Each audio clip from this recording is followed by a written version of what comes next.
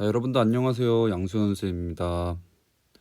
여러분들 이제 중간고사가 끝나고 기말고사 첫 시험 범위를 이제 나가게 됐는데 영상을 통해서 이제 첫 수업을 나가서 뭐 좋은 점도 있고 나쁜 점도 있을 것 같습니다.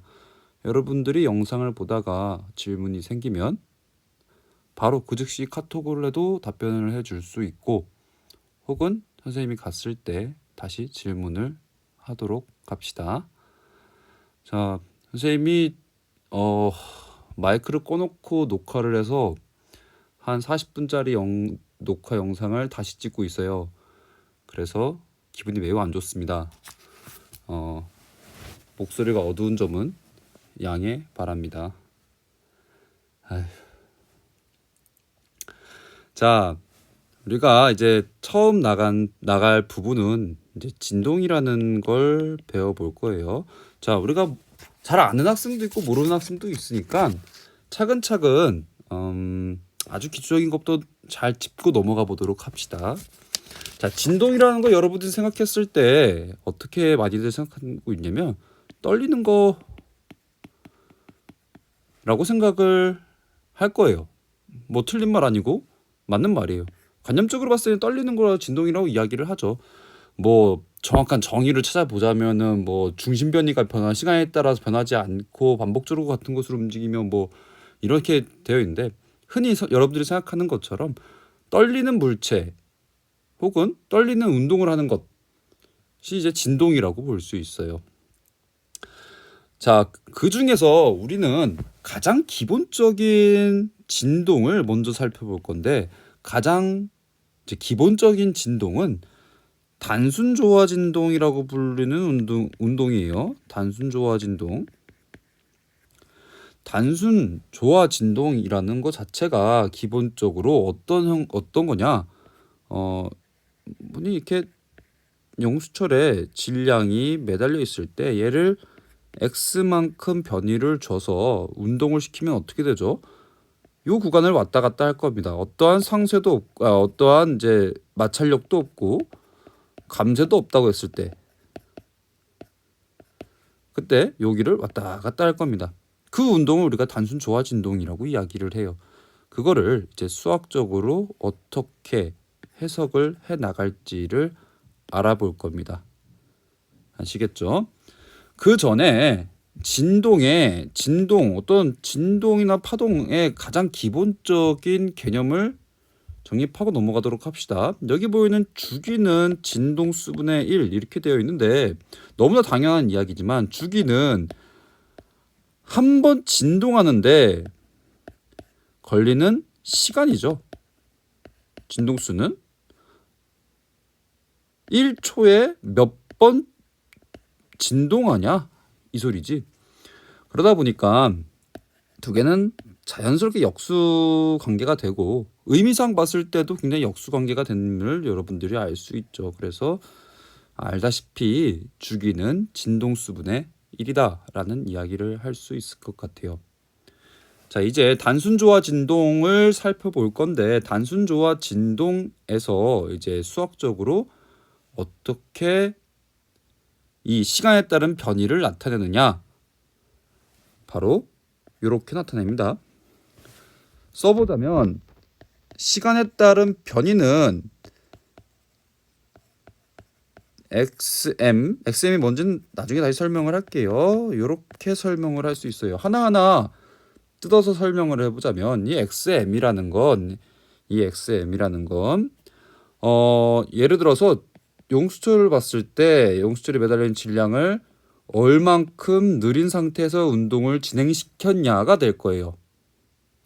자, 수학적으로 봤을 때 코사인의 값은 1에서 마이너스 1을 왔다 갔다 하죠.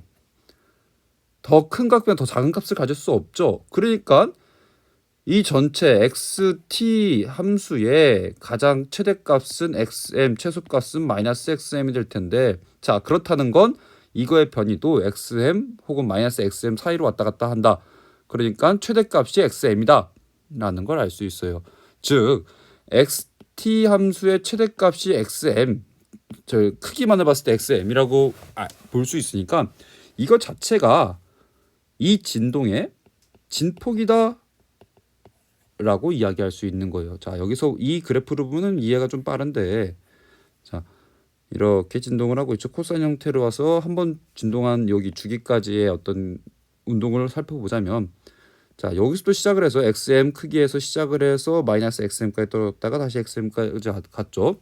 그러니까 얘를 XM만큼 늘렸을 때 운동을 시작해서 마이너스 XM까지 갔다가 다시 XM까지 돌아온 이런 형태의 이런 형태의 운동을 그래프로 나타낸 거예요.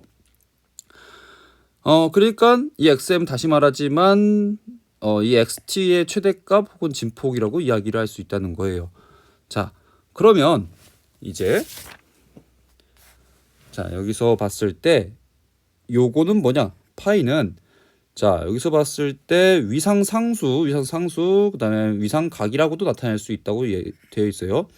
위상상수와 위상상수라는 건 뭐냐면, 자, 우리가 운동을 표현하려고 할 때 매번 최대 길이 코사인 세타가 위상이 0일 때 여기 이제 코사인 안에 들어와 있는 이거를 각도를 이제 위상이라고 이야기를 하는데, 이 위상이 꼭 0일 때, 그러니까 0일 때 운동의 시작을 그래야만 그럴 때 운동을 나타낼 수 있는 건 아니죠. 그러니까 쉽게 말해서 우리가 XM만큼 늘어난 상태로 이때 이제 운동을 시작했다고 분석을 할 수도 있지만, 얘가 진동하는 와중에 어느 지점에서도 처음 시작한 운동을 살펴볼 수 있어야겠죠. 이때가 이제 언제 시작했는지 선택해서 우리가 진행을 할 수 있겠죠. 그때 사용하는 게 이 위상각. 그러니까 쉽게 말해서 보정값이다라고 생각을 하면 좋을 것 같아요. 보정값이다라고 생각을 하면 좋을 것 같아요. 자, 다시 말하지만 진동하면서 어디에 있는지 무관하게 운동을 기록할 수 있게 만들어 놓은 장치다 라고 이해하면 좋을 것 같습니다. 자, 그리고 자, 여기서 보면은 이제 t는 당연히 시간이겠고, 이 오메가는 뭐예요? 각 진동수라고 불리는 거죠. 각 진동수. 여러분들 각 진동수가 뭔지는 알고 있을 겁니다. 우리가 원운동을 배웠기 때문에. 자, 그러면 여기 있는 식이 뭔지 한번 알아봅시다. 어떤 형태에서 xt의 함수에서 봤을 때 xt라는 거와, 그러면 이 변이가 한 주기만큼 흘렀을 때 변이하고는 여러분들 어떨까요? 값이? 같겠죠. 우리가 진동이라는 거가 한 주기가 흘렀을 때 본래 위치로 다시 돌아와야지 진동이죠. 한 주기만큼의 시간이 흘렀을 때 다시 본래 상태로 돌아오는 걸 우리가 진동이라고 얘기를 하고, 결국 시간이 한 주기만큼 흘렀을 때 본래 변이와 같아진다는 개념을 이렇게 써놓은 거예요. 그래서 저와 같이 쓰자면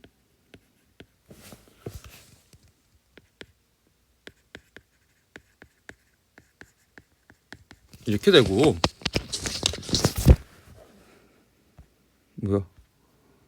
이렇게 되고, 오메가 빠졌다.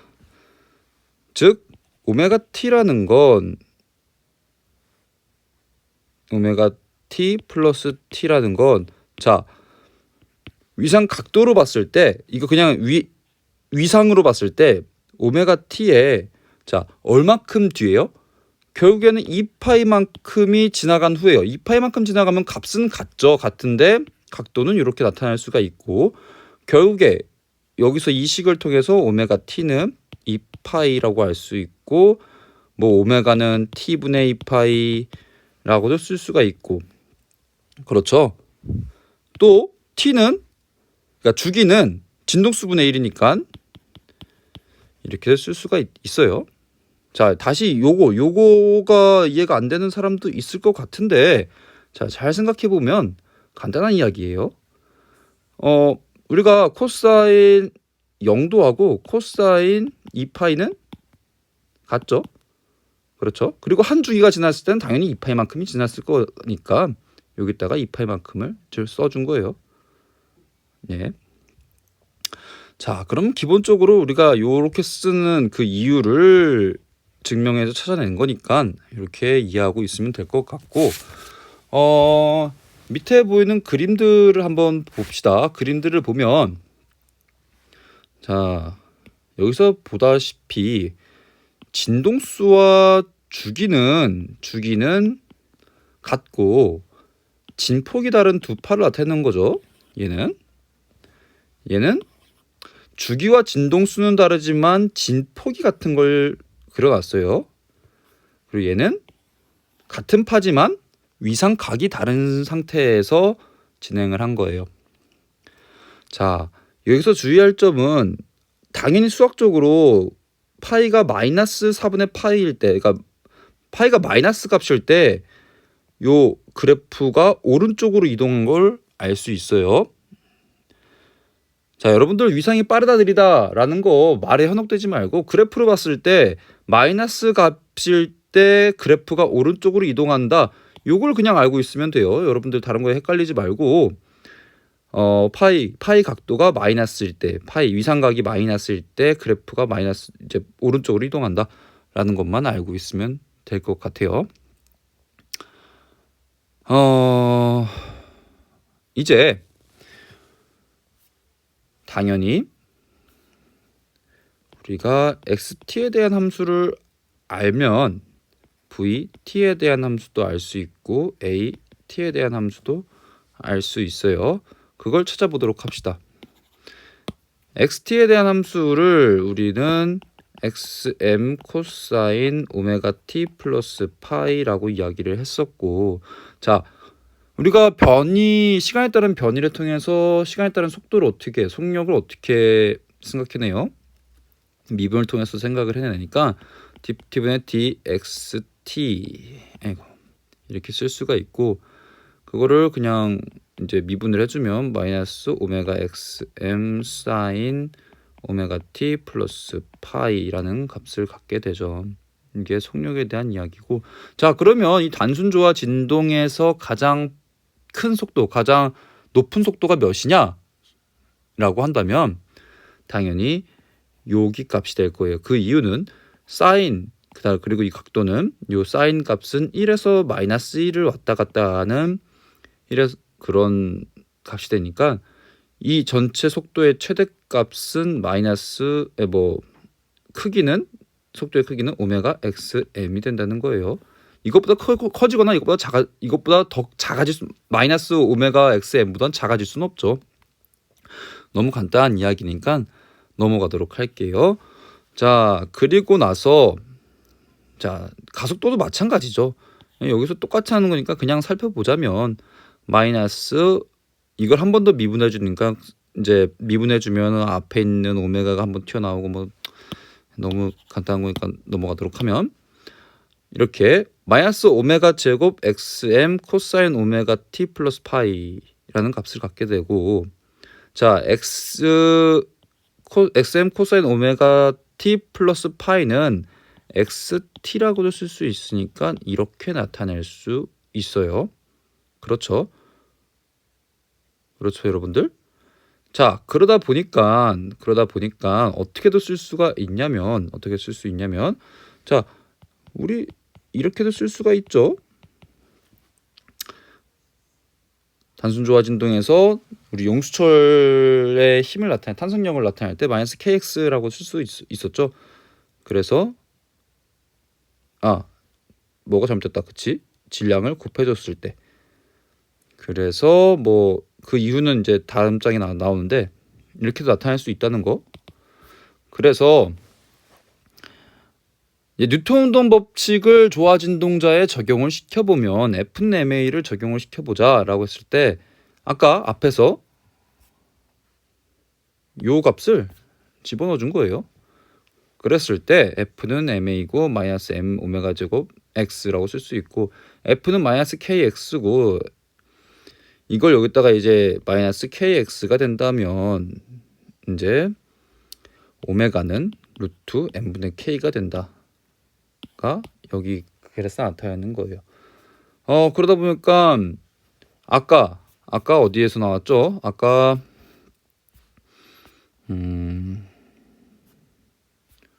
어디 있어? 여기 있다. 여기서 나온 것처럼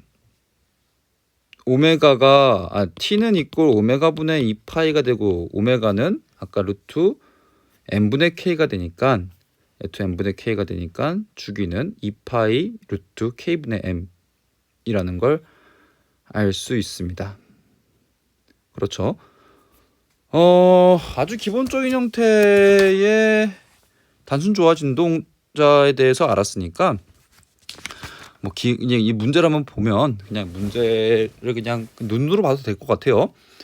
자, 질량이 680g이고 용수철 상수가 65N/m인 상황에서 X를 11cm만큼 당겼다가 0초인 순간에 놨대요. 그랬을 때 각진동수, 진동수 그리고 주기를 구하래요. 진동수와 주기를 구하라는 건 같은 문제니고 오메가와 F와 T를 구하라는 건데 오메가는 루트 n분의 k라고 했으니까 바로 나타날 수 있는 거고 근데 진동수 같은 경우에는 오메가분의 2파이분의 오메가 주기는 진동수분의 1 이런 형태로 나타날 수 있다는 거예요. 또 B는 진동의 진폭이 얼마큼 되는가에 대해서 물어봤으니까 진폭은 당연히 XM 그러니까 11cm만큼 당겨졌을 때의 크기다라고 생각할 수 있을 거고 또 C에 대한 질문은 최대 속력이 얼마큼 되는가에 대한 이야기예요. 최대 속력이 얼마큼 되는가 어떻게 구해요? 요 한번 미분해서 그 앞에 있는 코사인 앞에 있는 그 오메가 XM이 최대 속도의 크기를 나타낸다고 아까 했었죠. 자, 다시 생각해보면 XT는 XM 코사인 오메가 T 플러스 파이가 되니까 그걸 이제 미분해주면 VT는 마이너스 오메가 XM 사인 오메가 T 플러스 파이가 되죠. 글씨가 이상한데 여러분도 앞에 써졌으니까 그거 참고하시기 바라고 오메가 XM이 그러니까 이 VT의 최대 속도라고 이야기할 수 있다는 거죠. 그래서 이렇게 나타낼 수 있습니다. 최대 가속도가 어떻게 되냐라고 물어봤을 때는 마찬가지로 이거 한 번 더 미분해서 앞에 있는 상수값을 띄주면 최대의 가속도의 크기가 나올 수 있습니다. 그리고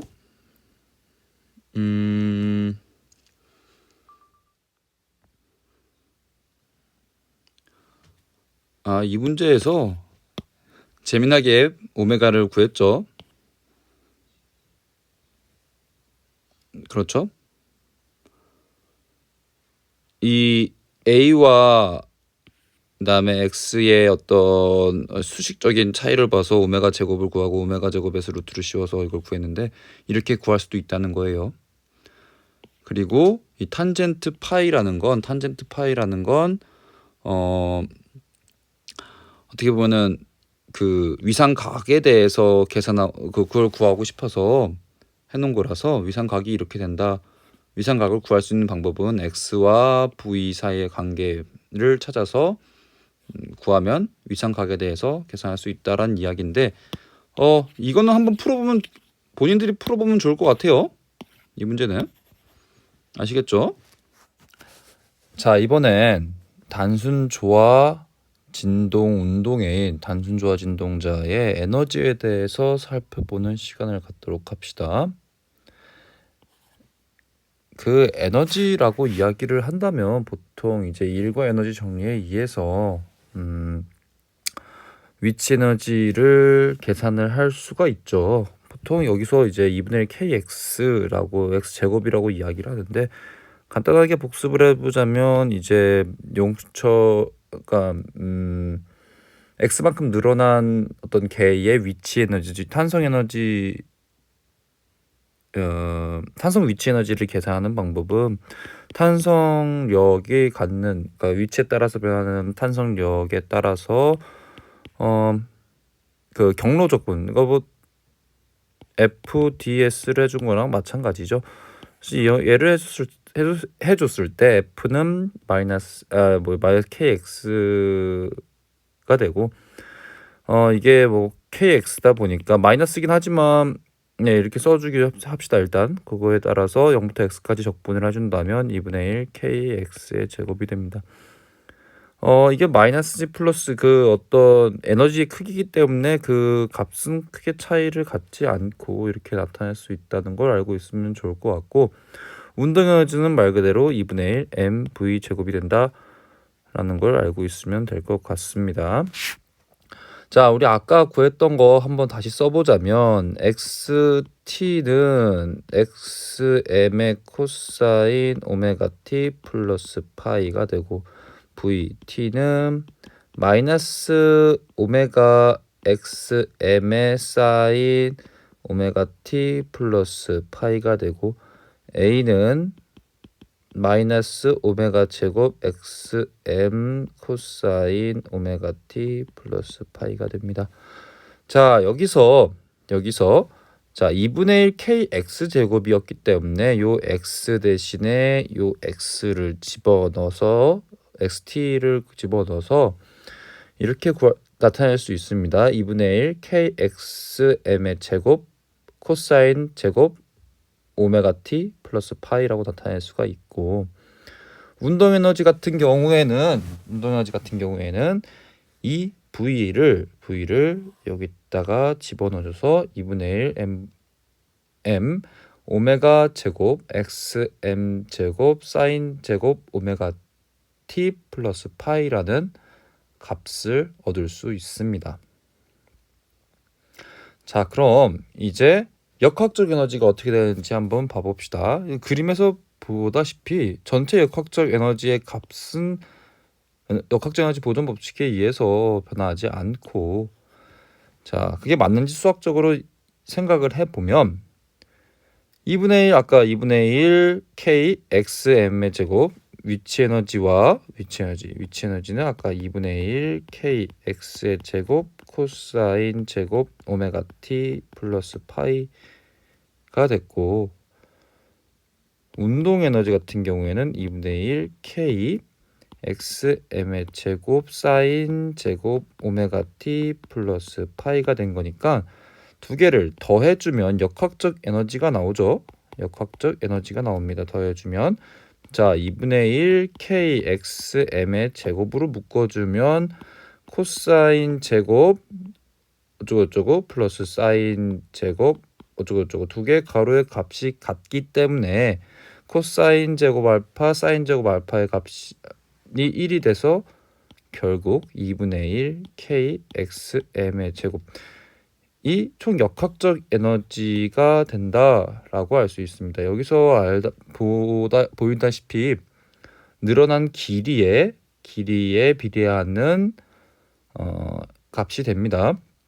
그러니까 늘어난 최대 길이, 처음 운동을 시작하게 된 최대 길이, 진폭, 이 진동의 진폭에 관련된 함수가 된다는 걸 알 수 있습니다.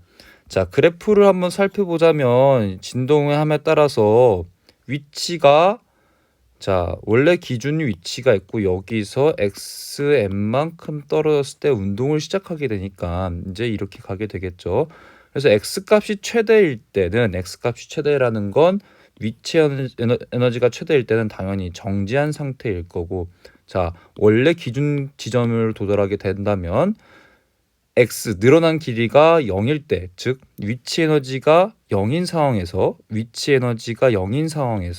지점 운동 에너지가 최대가 되는 그런 상황이 나타나게 됩니다. 자, 여러분들 보이는 것처럼 코사인 제곱 사인 제곱이기 때문에 이제 다 양수값을 갖게 되는 거 보이죠? 자, 이런 식으로 두 개가 서로 에너지를 교환하면서 나타나게 된다라는 걸 알 수 있습니다.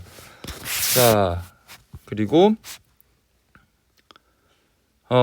변이가 변화하면서 당연히 두 가지 형태 사이에는 형태가 따라서 이렇게 에너지가 주고받는 형태로 나타난다 이런 건데, 뭐 수학적인 수식을 사용하게 되면 이런 거 뭐 크게 연관하지 않고도 생각할 수 있는 그런 내용이기 때문에 언급은 하지 않고 넘어가도록 하겠습니다.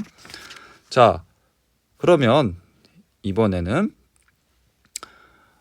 단순조와 각진동자라는 이야기를 가지고 수업을 진행해 보도록 하겠습니다. 그 전에 문제를 조금 풀어볼까요? 이 문제는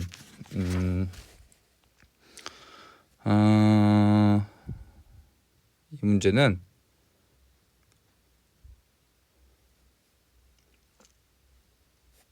여기서 봤을 때 질량을 주어졌고 진폭을 주어주고 그 다음에 진동수를 주어졌습니다. 이때 역학적 에너지를 구하래요. 이건 뭐. 자, 그런데 뭐가 안 주어져 있냐면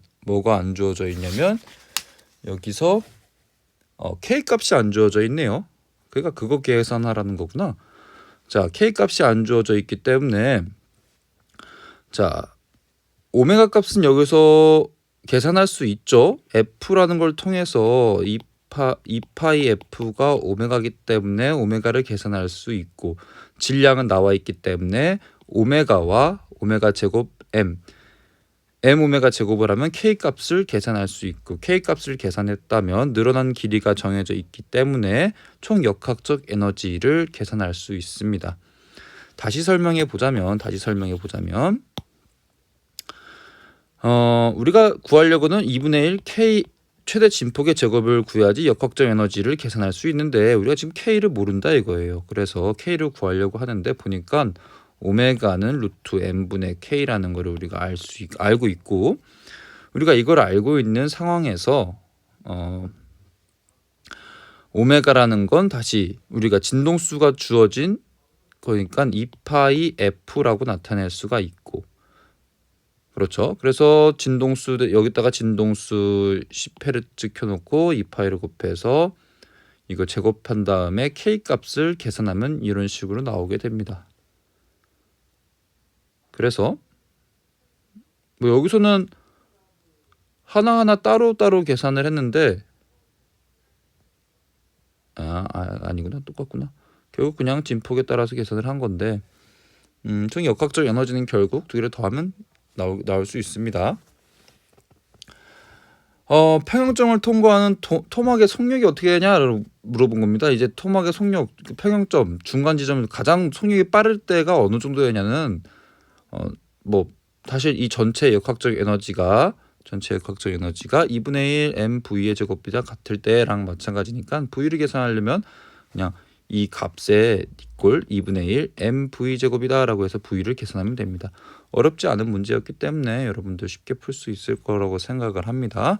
자, 그러면 이제 단순조와 진동의 이제 각진동자, 단순조와 각진동자를 살펴보도록 합시다. 보통 우리가 이걸 언제 처음 봤냐면 만류인력을 측정하는 실험에서 먼저 봤을 겁니다. 이런 게 있다 정도로 이야기를 했었는데 자, 이런 식으로 비틀림이 있을 수 있는 줄에 매달려 있는 그런 각 진동자를 보게 되면 이런 장치를 이제 비틀림 진자라고 이야기를 하고 세타에 따라서 세타가 커지면 커질수록 더 큰 힘이 그러니까 복원하려는 이 각도 차이가 생겨난 거에 반대 방향으로 힘이 나타나는 그런 형태의 어떤 진동자입니다. 이런 건 많이 보죠. 줄 혹은 뭐 막대기도 이렇게 비틀림의 어떤 힘이 작용을 하죠. 물론 이제 변화한 각도에 정확히 일차원으로 비례하냐 이런 건 좀 생각을 해볼 필요가 있는데 여기서는 각도에 따라 일차원으로 비례하는 걸 가정을 하고 아주 작은 각도일 때 이야기입니다. 이야기를 하고 그 다음에 이걸 해석하기 시작을 하는 건데 결국 각도라는 거는 토크하고 밀접한 연관이 있기 때문에 이렇게 쓸 수가 있고 이걸 자 여러분들 잘 알게 이거 카파는 비틀림 상수입니다. 상수 용출 상수하고 같은 개념이라고 생각하면 돼요. 자 이렇게 쓸 수가 반대 세타도 변화한 각도하고는 반대 방향으로 항상 힘이 작용하죠. 자, F는 마이너스 kx라고 쓸 수가 있고, 자, 우리가 그러면 여기서는 관속 모멘트 곱하기 각가속도가 마이너스 카파 세타라고 할 수 있고, ma는 이꼴 마이너스 kx라고 쓸 수 있기 때문에, 자, 여기서 주기라는 건 아까 계산했다시피 2파이 루트 어떻게 됐죠? k분의 m이 됐죠. 그러니까 여기서도 똑같이 식이 똑같으니까 여기서의 주기는 결국 2파이 루트 카파 i 관성 모멘트가 된다는 겁니다. 그러니까 지금 이 물체의 각운동에 대해서, 이제 각도가 변하는 운동에 대해서는 질량 역할을 하는 게 어떤 관성 모멘트라는 건 여러분들이 이미 알고 있고, 그다음에 여기서 이 상수 값에 대해 해당해선 비트린 상수가 대신 들어간다라고 생각해서 문제를 해결하면 됩니다. 이와 관련된 것들은 이제 어떻게 보면은 단진동 운동하고는 다 똑같이 비례해서 나타날 수가 있겠죠. 혹은 여러분들이 응용하기 위해선 이 관성 모멘트를 계산할 수 있어야지 비틀림 상수를 계산할 수 있잖아요. 비틀림 상수를, 이 비틀림 진자의 어떤 주기를 생각하거나 그렇게 생각을 할 수 있죠. 그렇죠? 자, 그래서 이런 것도 마찬가지로 아까 위에 진자가 아니고 단순 조화 진동자하고 마찬가지로 에너지에 대해서 이야기를 할 수 있을 것 같습니다. 에너지 2분의 1 I 오메가 제곱해서 회전 운동 에너지를 적용을 하면 그렇게 될 것입니다. 그 식이 똑같기 때문에 여기서도 반복은 하지 않을 거고, 혹시 필요하다면 기말고사 전에 한번 해보긴 할 건데 지금은 그냥 한 번씩 해보세요. 자, 넘어가도록 하겠습니다. 자, 여러분들 각 진동자에 대해서 배워봤으니까 이번에는 이제 마찬가지 이제 각 진동자를 이용해서 진자에 대해서 어떻게 이제 생각을 하면 되는지, 단진자에 대해서 어떻게 생각을 하면 되는지 한번 살펴보도록 합시다. 자, 우리가 이제 단진자에 대해서는 사실 많이 알고 있잖아요. 이제 알고 있으니까 기본적으로 어떻게 힘이 작용하는지 한번 자유물체대로 그려보면, 여기 진자가 있죠. 여기 진자에서 이 물체에는 중력과 장력이 작용하게 됩니다. 힘을 분해하면 이제 물체 진행 방향과 물체 수직한 장력의 방향으로 나눠질 수가 있고, 이 장력과 중력의 상호작용으로 해서 이 물체가 단진동하게 되는데, 우리는 지금 어떤 걸 주로 바라볼 거냐면 여기 있는 요 힘을 바라볼 거예요. 왜 그러냐면 이 물체는 회전한다고 생각을 하는 거예요. 회전한다고 생각해서 아까 각 진동자처럼 생각을 하겠다 이 소리예요. 그래서 자, 보면 이 물체에 작용하는 토크가 마이너스 L FG 사인 세타. 무슨 말이냐면 요 힘 지금, 자, 각도가 여기가 세타라면 여기가 세타가 되고, 여기가 세타라면 여기가 세타가 되고, 이쪽 면이 세타가 되고, 여기 진행 방향에 대한 힘은 FG의 사인 세타가 됩니다. 이게 FG라고 했을 때, 그래서 여기 요 힘이 FG 사인 세타가 되기 때문에, 자, 토크를 보게 되면 토크는 원래 RF다 보니까 반지름이 L이고 힘이 FG 사인 세타인데 방향이 각도의 방향하고, 그러니까 이제 변화가 생긴 거의 반대 방향이죠. 그러다 보니까 이렇게 마이너스가 붙었습니다. 자, 그렇다는 건 FG 대신에 얘는 무게이기 때문에 mg라고 쓸 수도 있고, 그래서 이런 식이 나오고, 토크는 각 관성 모멘트와 각가속도의 곱으로도 쓸 수 있으니까 이렇게 쓸 수가 있고. 자, 그러면 각 가속도는 mg L 마이너스 사인 세타가 되는데, 여기서 이제 쓰인 것처럼 세타를 무시했죠. 사인 세타를 그냥 세타라고 썼죠. 자, 여기 이제 이 글을 읽어보면 세타가 5도일 경우에 사인 세타는, 그러니까 세타가 5도인 경우에는 0.0873 라디안인데 사인 세타가 0.0872니까 0.000001 정도의 차이밖에 나지 않는다. 그래서 무시할 수 있다. 이 정도예요. 5도일 때. 그러니까 각도가 작은 단진자의 경우에 이런 식으로 무시할 수 있다. 이 소리를 한 겁니다. 그래서 여러분들이 생각하는 단진자의 각도가 커지면 커질수록 우리가 예측하는 운동의 분석이 잘 맞아떨어지지 않는 걸 알 수 있어요.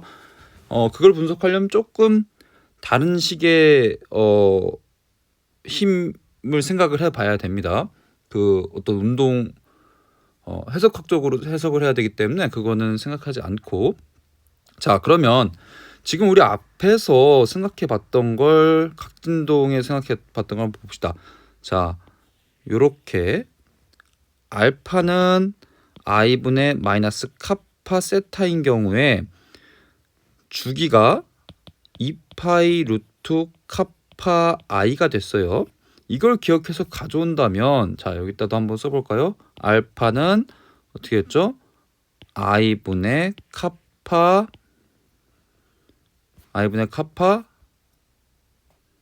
세타가 됐죠? 세타.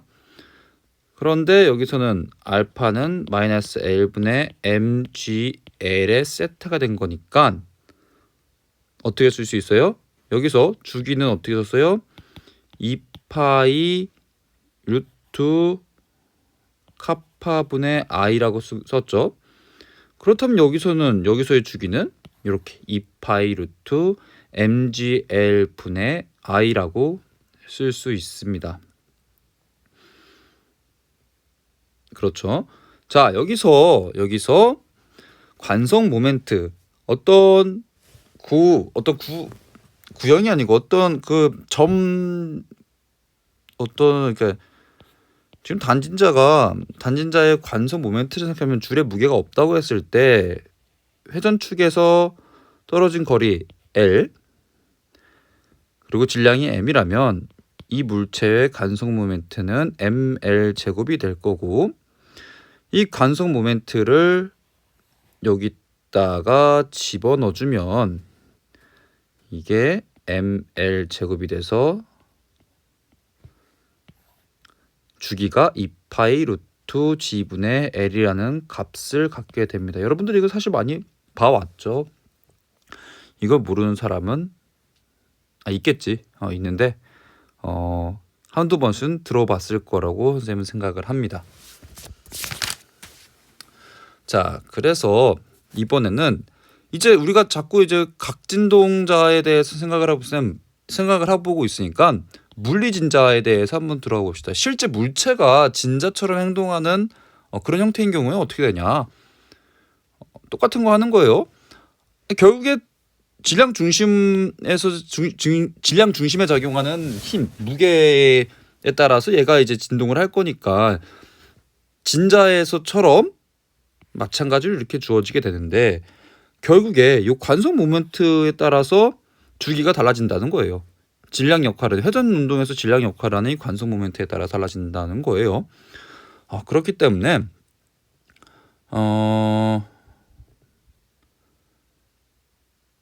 그렇기 때문에 이걸 그냥 여기다 관성 모멘트를 구해서 대입하면 된다 이 소리고,